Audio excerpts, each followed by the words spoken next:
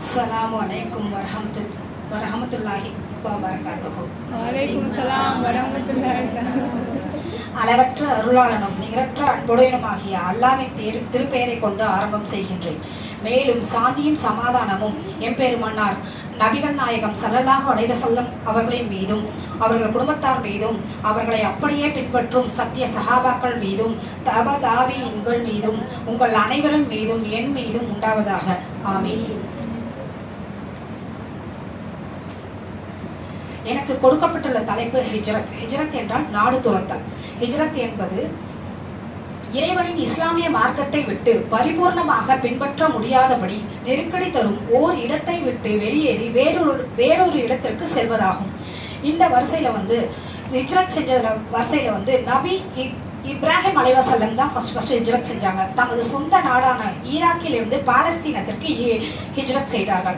இரண்டாவது நபி லூத் அலைஹிஸ்ஸலாம் நபிகள் நாயகம் நபி இப்ராஹிம் அலைஹிஸ்ஸலாம் அவங்களோட ஹிஜ்ரத் செஞ்சுட்டாங்க. அவங்க கூடவே ஹிஜ்ரத் செஞ்சுட்டாங்க. நபி மூசா அலைஹிஸ்ஸலாம் அவர்கள் எகிப்துல இருந்து இஸ்ரவேலர்களுடன் ஹிஜ்ரத் செஞ்சாங்க. இவங்க 3 பேரும் ஹிஜ்ரத் செஞ்சிருந்தாலும் நம்ம நபி முகமது நபி ஸல்லல்லாஹு அலைஹி வஸல்லம் அவங்க செஞ்ச ஹிஜ்ரத் தான் வரலாற்று படிகளிலே நம்மளோட இதிலே இஸ்லாமிய மார்க்கத்திலே பெரிய புனித போர் மாதிரி ஹிஜ்ரத் பண்ணியிருக்காங்க. அதை தான் இப்போ நான் சொல்ல வந்திருக்கேன் உங்களுக்கு.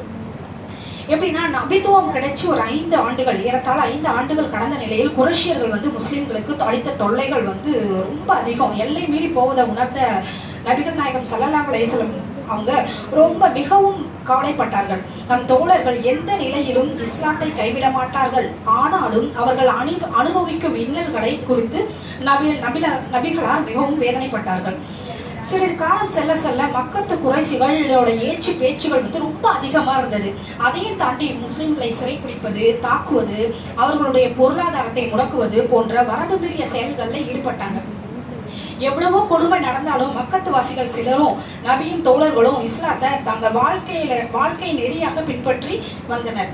இவ்வளவு கொடுமைகளை செய்தும் இஸ்லாத்தின் வளர்ச்சியை தடுக்க முடியவில்லையே என்று கோபத்தில் முஸ்லிம்கள் கொலை செய்தனர். முஸ்லிம்களை கொலை செய்தனர் குறைஷியர்கள்.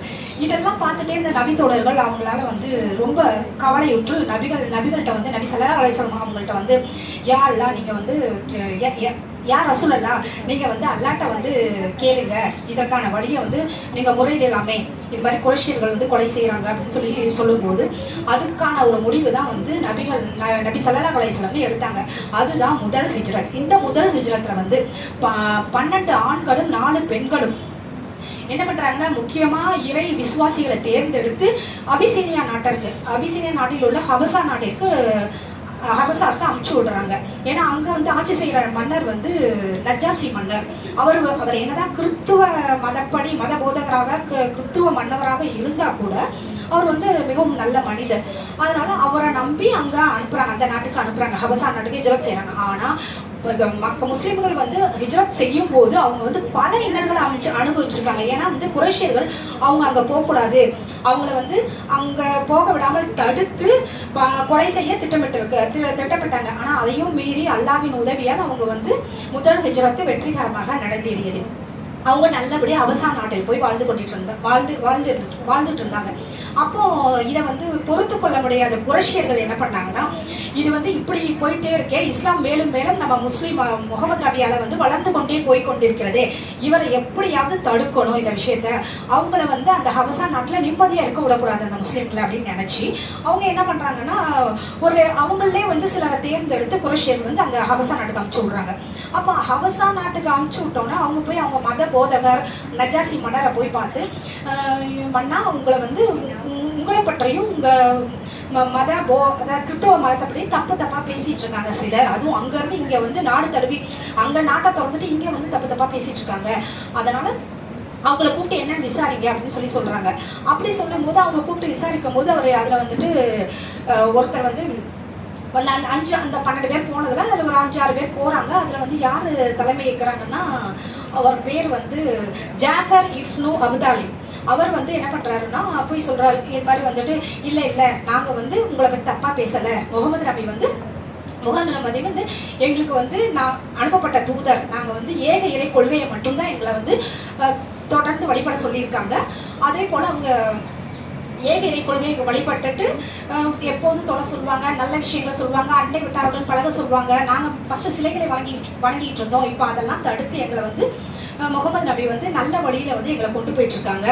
அதனால அவர் என்ன சொல்றாரோ அதை தான் நாங்க சொல்றோம். அவர் என்ன சொன்னாரு, இதற்கு என்ன அத்தாட்சி, அல்லாவின் ஏக இறை கொள்கையை வந்து நீங்க கொண்டு வந்ததுக்கு, முகமது நபி கொண்டு வந்ததுக்கு என்ன அத்தாட்சி இருக்கிறது அப்படின்னு சொல்லி கேட்கிறாங்க. அப்ப கேட்கும் போது அவர் என்ன சொல்றாரு, இருக்கிறது அப்படின்னு சொல்லிட்டு அத்தியாயம் 19 மரியம்ன்ற சூறால இருந்து ஒரு இதை ஓதி காமிக்கிறாங்க, குரான் வசனங்களை ஓதி காமிக்கிறாங்க. அதை ஓதி காமிச்சோன்னா அதை கேட்டோன்னா அந்த நஜாசி மன்னர் வந்து அப்படியே அழுதுறாரு ஃபுல்லா. அவரெல்லாம் அவர் சபையில் இருந்த எல்லாரும் அழுதுறாங்க, ஆஹா இவ்வளவு அழகான வேதமாக இருக்கிறதே அப்படின்னு சொல்லிட்டு அதை வந்து அதை ஏற்றுக்கொள்ள முடியவில்லை. ஏன்னா அவர் கிறிஸ்தவரா இருக்கிறதுனால ஏற்றுக்கொள்ள முடியல. இருந்தாலும் அதை வந்து ஒத்துக்கிறாரு, அந்த நீங்க இங்கேயே வாழலாம், ஒன்றும் பிரச்சனை இல்லை. அதே போல தங்க மலை அளவு நீங்க வந்து லஞ்சம் கொண்டு வந்தாலும், குறைஷியர்களை பார்த்து சொல்றாங்க, நீங்க தங்கத்தோட அளவு மலை அளவு நீங்க லஞ்சம் கொடுத்தாலும் எனக்கு கொண்டு வந்தாலும் எனக்கு அது தேவையில்லை, அந்த இது வந்து எனக்கு தேவையில்லை, நீங்க எடுத்துட்டு போங்க, நான் முஸ்லீம்களை வந்து முஸ்லீம்களாகவே இந்த இறை கொள்கையை நான் வந்து அனுபவிச்சு வாழ வச்சுக்கிறேன்னு சொல்லிட்டாங்க. ஸோ இதோட முதல் ஹிஜ்ரத் வந்து முடிஞ்சிருக்கு. இது இல்லாம ரெண்டாவது என்ன பண்றாங்க, அடுத்த கட்டமாக நல்லா வாழ்ந்துட்டு இருக்காங்க முஸ்லிம்கள் வந்து அபிசினியால போது அடுத்து வந்து 83 ஆண்களும் 19 பெண்களையும் அனுப்பி வைக்கிறாங்க.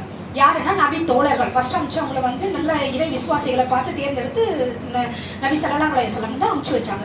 ரெண்டாவது 83 ஆண்கள், ஒரு சில இது வந்து 82 ஆண்கள்னு போட்டிருக்கு. ஏன்னா அம்மார் ரலியல்லாஹு அன்ஹு அவங்க வந்து அன்ஹு அவங்க போல அப்படின்னு சொல்லிட்டு போட்டிருக்கு. 18 அல்லது 19 பெண்கள் ஹிஜ்ரத் செஞ்சாங்க அப்படின்னு சொல்லி போட்டிருக்கு. இதுக்கு நடுவில் வந்து அவங்க போகும்போது பல இன்னல்கள், கொடுமைகள், அவங்களை எப்படியாவது கொலை செஞ்சோம்னா அவங்கள துரத்தி கொடுமைப்படுத்தி அதையும் மீறி அவங்க வந்து போய் சேர்ந்துட்டாங்க. முதல் ஹிஜ்ரத்துல ஒரு விஷயம் சொல்ல மறந்துட்டேன். அதில் முதலாவதாக வந்து முதல் ஹிஜ்ரத் பண்ண குடும்பத்துல வந்து சுமையார் ரலியல்லாஹு அன்ஹுவும் யாசிர் அலி அவங்க குடும்பமே வந்து அதில் முதலாவதாக சுமையார் அலி அந்த யாசிர் அலி அவர்களின் குடும்பத்தையே கடுமையாக கொடுமைப்படுத்தி கூலையும் செய்தனர்.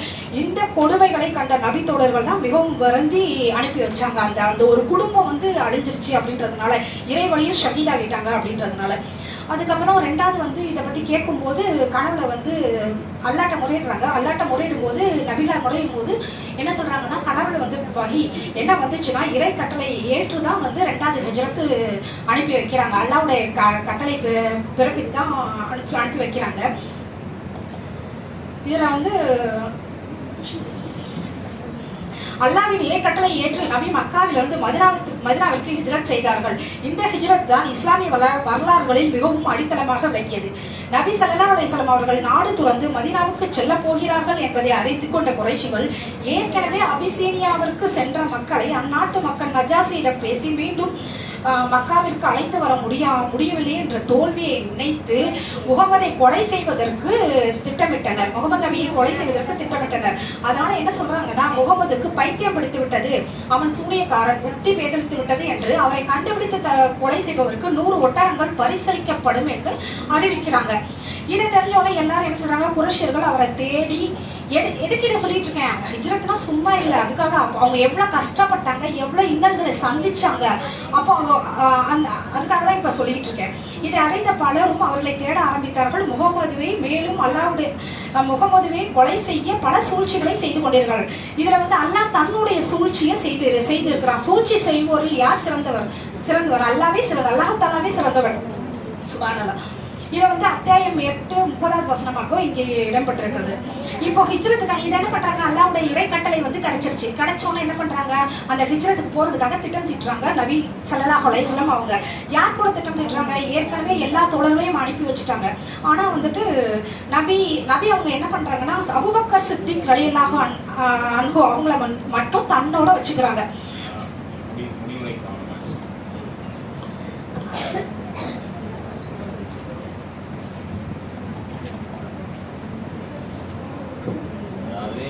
நிறைய தூரம் பேச வேண்டிய தலைப்பு. ஆனா இது நம்முடைய உரைகளை வந்து இன்ஷா அல்லாஹ் அந்த 10 நிமிடத்திற்குள்ளாக அமைத்துக் கொண்டா நல்லா இருக்கும். அதனால சொல்ல வேற இதுல வந்துட்டு என்னன்னா, நான் ஹிஜ்ரத் தரும் படைப்படை ஹிஜ்ரத் செஞ்சிருக்காங்க. நபி அவங்க வீட்டுல இருந்து கிளம்பும் சமயத்தில் எதிரிகளை ஏமாற்றுவதற்காக அலி ரலியல்லாஹுவை நியமிச்சாங்க. அதே மாதிரி ஒரு மாதிரி 4 பேர் நியமிச்சாங்க. வேகத்தை விட விவேகம் சிறந்தது என்பதற்கு அபூபக்கர் ரலியல்லாஹு அன்ஹுவா நியமிச்சாங்க. ஹிஜ்ரத் செய்யும் வழியில் 1000 மின்னல்களை தாண்ட வேண்டும் என்பதில் மிகவும் கவனமாக இருப்பதற்காக உமர் ரலியல்லாஹு அன்ஹுவை நியமிச்சாங்க. இந்த மாதிரி ஒவ்வொரு விஷயத்திலையும் ஒவ்வொருத்தரை வந்துட்டு நியமிச்சாங்க. மொத்தம் 6 பேர். அது அப்துல்லா, அபூபக்கர் மகன் அப்துல்லா அவங்கள நியமிச்சாங்க. அவங்க என்ன மக்கா குறைஷிகள் பற்றி செய்தியை வந்து தருவதற்காக நியமிச்சாங்க. அஸ்மார் அலின்னா அபூபக்கர் அவங்களோட மகள். இந்த மாதிரி வந்துட்டு ஒவ்வொருத்தரும், அதே போல அவரோட அடிமை அமீர் இப்னு புகைரா அவங்கள நியமிச்சாங்க.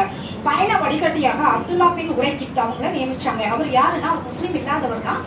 அப்புறம் பிற்காலத்துல முஸ்லீமா ஆயிட்டாரு. ஸோ இந்த மாதிரி 6 பேரை திடமா அவங்க வந்து திட்டமிட்டு முக்கியமான ஹிஜ்ரத்தில் பெரும் படைப்படத்தையோ பயன்படுத்தவில்லை. மாறாக புத்தியை கூர்மைப்படுத்தி சிறப்பாக திட்டம் தீட்டி மதீனாவிற்கு ஹிஜ்ரத் செய்தார்கள். அல்லாஹ்விற்காக தியாகம் செய்ய முன்வந்தால் கண்களுக்கு தெரியாத உதவிகள் நம்மை வந்தடையும் என்ற படிப்பனையை பெற்றுக்கொள்ளலாம். வலிமையான திட்டங்கள், எல்லா வகையான ஏற்பாடுகள், எதற்கும் அஞ்சாத தியாக உணர்வு அனைத்தும் களத்தில் அல்லாஹ்வின் மீது நம்பிக்கை கொண்டால் கண்களால் பார்க்க முடியாத மறைவான தமது படைகளை கொண்டு அல்லாஹ் தஆலா உதவி செய்வான். ஹிஜ்ரத்தில் எதிரிகள் குகையை சுற்றி வளைத்தனர். இருவரும் உதவி செய்ய அல்லாஹ் நாடினான். ஆனால் எதிரிகளை சிந்தனையை திருப்பி அவர்களை குகைக்குள் பார்க்காமல் திரும்பி சென்று விட்டார்கள். அல்லாஹ் எதை நாடுகிறானோ அதுவே நடக்கும். இதுல இருந்து அபூபக்கரின் ஆழமான நட்பு, தன்னலம் கருதாமல் நபி ஸல்லல்லாஹு அலைஹி வஸல்லம் உதவுதல் ஆகிய சிறந்த குணநலன்களால் தான் நபியுடன் ஹிஜ்ரத் செய்யும் பாக்கியத்தை அபூபக்கர் சித்திக் அவர்கள் பெற்றார்கள். மேலும் இஸ்லாத்திற்கு ஆபத்து என்றால் நாம் அனைவரும் ஹிஜ்ரத் செய்ய முன்வர வேண்டும். மேலும் அடக்குமுறைகளுக்கு பயந்து இஸ்லாத்தை கைவிடக் கூடாது. பாலஸ்தீன நாட்டில் இப்ப என்ன ஆயிட்டு இருக்குன்னு தெரியும் உங்களுக்கு. எவ்வளவு அநீதி இழைக்கப்பட்டாலும், குண்டு போட்டாலும், கொலை செய்து சுட்டு வீழ்த்தினாலும் இஸ்லாத்திற்காக அந்நாட்டு மக்கள் திடமாக இது எங்கள் தாய்நாடு, இஸ்லாத்திற்காக நிலை நிறுத்தி அல்லாஹ்வின் பாதையில் ஷஹீத் ஆகுறாங்க. அவர்களுக்கு அவர்களுடைய பாவங்கள் மன்னிக்கப்பட்டு சொர்க்கச்சோடைகள் அவர்களுக்காக காத்து கொண்டிருக்கின்றன. மேலும் இலங்கை, சீனா, ஜப்பான், சிரியா ஆகிய நாடுகளில் முஸ்லிம்கள் மிகவும் எளிய நிலையில் தள்ளப்பட்டுள்ளனர். ஏன் நம்ம நாட்டுல கூட ஒரு சிஏஏ திட்டம் வந்து அமல்படுத்தப்பட்டிருக்கு. அது உங்களுக்கு தெரியும். சாதி வாரியாக கணக்கெடுப்பு எடுத்து நடத்தப்படும். நம்மையும் இஸ்லாமியர்களையும் இது உங்க நாடு இல்ல, நீங்க நாட்டை விட்டு அகதிகளாக செல்லுங்க, ஹிஜ்ரத் செய்ய வேண்டிய சூழ்நிலைக்கு தள்ளப்பட்டு உள்ளோம். இஸ்லாமியர்களால் வாழ முடியாத பிற சமூகத்தால் இஸ்லாம் மார்க்கத்தை நிலைநிறுத்த முடியாவிடின் நாமும் இந்தியாவிலிருந்து ஹிஜ்ரத் புனித போர் செய்ய வேண்டும் இன்ஷா அல்லாஹ் என்பதை என் உரையை எல்லாம் வல்ல இறைவன் நம் அனைவரையும் பாதுகாப்பானாக என்று கூறி என் உரையை முடித்துக் கொள்கிறேன். அஸ்ஸலாமு அலைக்கும் வரஹ்மத்துல்லாஹி வபரகாத்துஹு.